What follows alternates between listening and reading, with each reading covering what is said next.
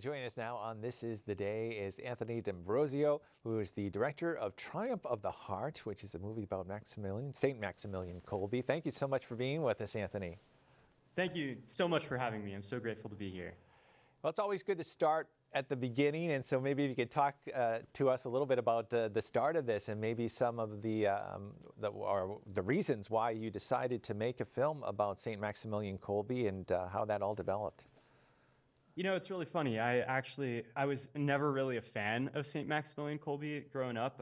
I think that being a warm-blooded Italian, seeing the pictures of this like very stern Polish guy, kind of frowning at the camera all the time, I was a little bit turned off by him growing up. But I had a really very difficult time of suffering after I completed seminary and was in my young adult life. And during that time, I lost my faith, was really struggling with my faith, and I began having these sorts of angry conversations with Maximilian Kolbe, sort of this meditation that began to develop as I was alone in my room and sick. And I really related with being inside of the cell and being hungry and starving to death and not having the happy ending that this other person got. During that time of conversation, really a story began to emerge that really helped me to see Christ in a new way, helped me to make my way through my own suffering, and then ultimately that turned into the script for this feature-length film. Wow.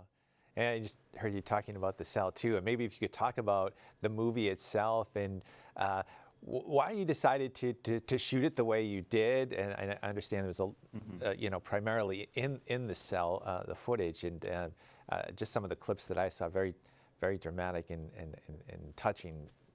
But why did you decide to sort of shoot it the way you did? Yeah, I think that there's a lot of different reasons. There's one that is like an economic reason, which is that, you know, to make a saint film about like Maximilian's whole life, you would have to recreate post-World War I Poland, and then you would have to go and recreate pre-World War II Japan. And these are definitely very expensive undertakings. Sure. But I think that the deeper reason is that, at least for me, you have to write what you know, and you have to write what is on your own heart. And the way that God used Kolbe to really to redeem my soul was through this experience of feeling trapped and hopeless in a place that was rather boring, where there was no there was nothing that I could do to make sort of a heroic death, you know, or to make my suffering feel like it was meaningful. And in that place, inside of the cell, Kolbe entered into the grief and the suffering and the doubt of all of these other men and helped to bring them to a place of singing songs and reciting poetry and praying the rosary together and really becoming this sort of moral backbone and revival spiritually inside of the camp.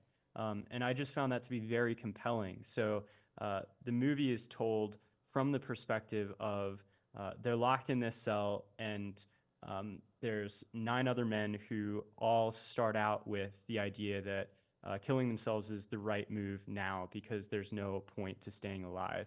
And Kolbe, very similar to like 12 Angry Men, Kolbe is kind of the holdout who slowly convinces the rest of them to stay alive and to fight to use their voices to bless the camp with prayer.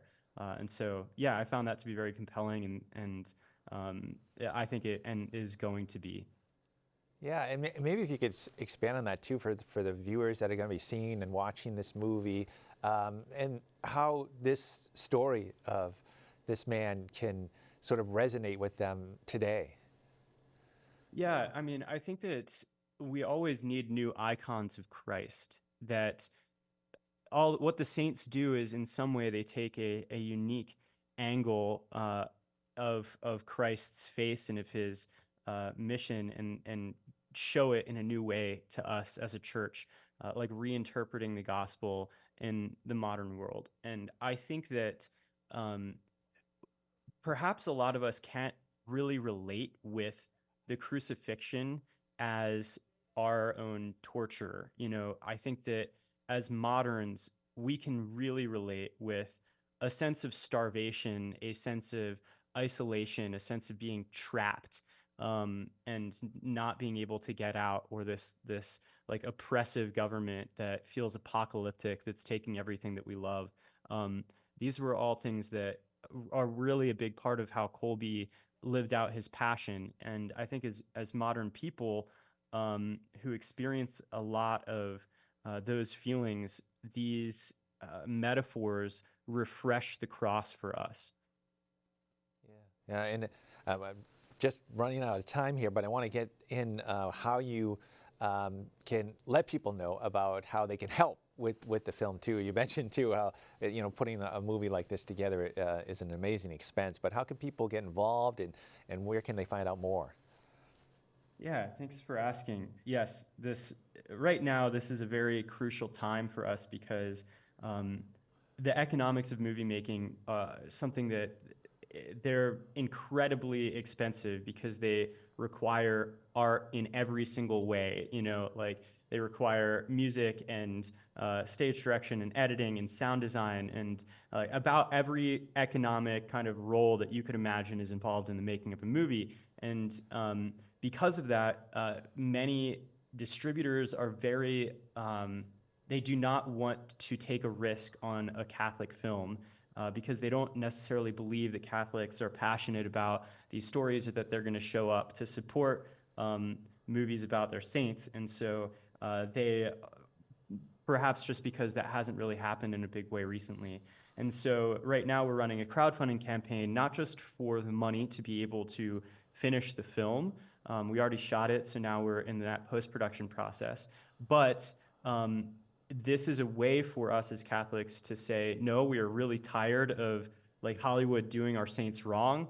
And we're tired of inauthentic or cheesy presentations of our saints. And we're going to sort of come together and make one of these movies ourselves independently. And so that every dime that's given to us is a vote, in a way, for a Catholic Renaissance in film. Excellent. And then the triumphoftheheart.com is the place to go to find out more about the film. We're going to have you back, so when this film is released, you could talk to us a little bit more about that. Anthony, thank you so much for being with us. We appreciate taking the time to talk to you. Yeah, thank you so much for having me on. I really appreciate you.